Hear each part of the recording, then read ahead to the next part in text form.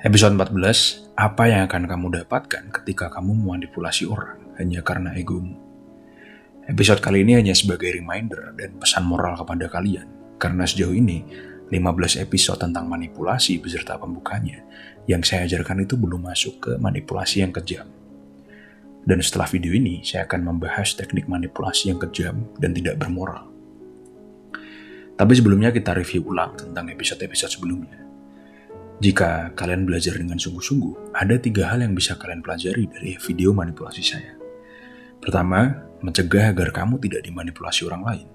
Kedua, cara memanipulasi orang lain dan mendapatkan apa yang kamu mau dengan memberi timbal balik yang hampir atau setara. Ketiga, cara memanipulasi orang dengan kejam tanpa memperhatikan perasaannya dan menguras habis semua yang dia punya. Jujur, saya bikin konten manipulasi untuk memberikan kalian pengetahuan tentang poin pertama dan kedua. Tapi saya juga realistis, pasti setidaknya 80% viewer saya tuh akan lebih memilih melakukan poin ketiga. Karena memang itulah sifat dasar manusia. Bahwa deep down, kita semua ini makhluk yang kejam.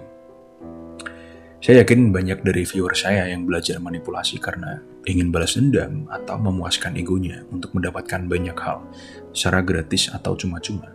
Atau mungkin alasan-alasan lain yang berkonotasi negatif. Dan taktik-taktik yang saya ajarkan ini sangat kuat. Dan saya yakin setidaknya 60% akan berhasil untuk membuat kalian memiliki kontrol yang luar biasa besar terhadap target kalian. Nah, tapi ada satu hal yang perlu kalian perhatikan.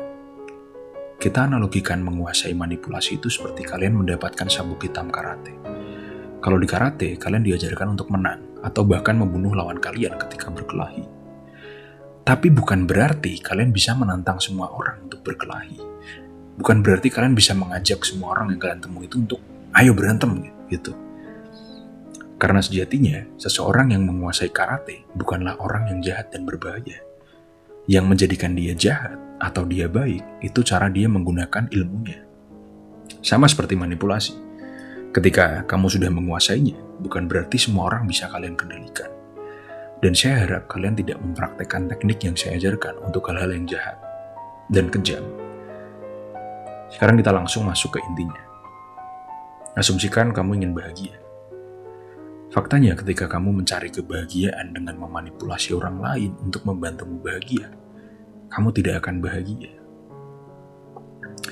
Mungkin kamu akan merasa senang sesaat, tapi akhirnya kamu tidak bahagia. Kalian bisa bedakan kan, kesenangan dan kebahagiaan? Saya jelaskan dari pengalaman saya di dunia bisnis yang kejam. Saya masuk ke dunia itu tanpa pengalaman apapun, alias 0 pengalaman. Dan di tahun pertama saya berbisnis, saya dicabik-cabik oleh saingan dan bahkan oleh rekan saya. Tapi setelah tahun pertama, saya belajar banyak tentang teknik-teknik mereka untuk mencabik saya. Dan setelah itu saya bertemu banyak manipulator, dari manipulator yang baik dan manipulator yang jahat. Kita bahas yang jahat aja. Dari luar, kehidupan mereka tuh terlihat sangat menyenangkan. Mereka punya banyak uang dan bisa berganti-ganti pasangan yang cantik-cantik. Tapi kalian pernah bertanya nggak? Kenapa kebanyakan manipulator hebat sering gonta-ganti pasangan? Mereka jago memikat hati lawan jenisnya, tapi tidak lama kemudian pasangannya tidak betah dan menyadari bahwa orang ini tidak layak untuk dijadikan pasangan hidup karena mereka penuh intrik dan ego. Dan karena mereka penuh intrik dan ego, mereka pun mulai kehilangan teman mereka satu persatu. Dan bahkan banyak yang saya temui, para manipulator-manipulator tua itu, mereka mati tanpa punya sahabat, dan bahkan mungkin mereka nggak punya teman. Bahkan anaknya aja nggak begitu suka dengan mereka. Mungkin setelah mendengar ini kalian berpikir bahwa, enggak, saya bisa lebih pintar dari mereka. Saya nggak akan melakukan manipulasi kepada orang-orang yang saya sayangi dan orang-orang yang saya cintai. Tapi saya sudah dengar banyak sekali ucapan seperti itu dari banyak orang yang udah saya ajari manipulasi. Dan akhirnya mereka tetap memanipulasi orang-orang terdekatnya. Kenapa? Karena secara psikologis, sifat manusia itu susah berubah. Dan jika berubah pun, itu cuma sedikit aja. Kalau pada suatu titik di hidupmu, kamu memanfaatkan seseorang, maka ada kemungkinan kamu akan memanfaatkan orang yang lain. Karena ketika kamu sudah sering memanipulasi, manipulatif itu akan menjadi sifatmu. Manusia itu makhluk yang sensitif dan overthink.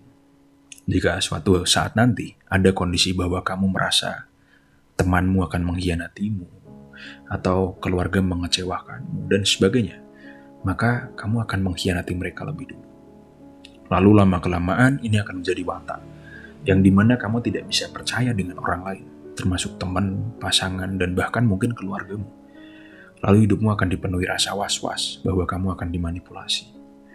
Dan akhirnya, kamu merasa bahwa memiliki kontrol penuh atas orang-orang dekatmu itu adalah jalan terbaik untuk terhindar dari rasa kecewa, pengkhianatan, dan rasa-rasa negatif lainnya. Selain itu, yang lebih berbahaya itu, katakanlah nih, semisal kalian sudah menguasai teknik manipulasi dengan baik.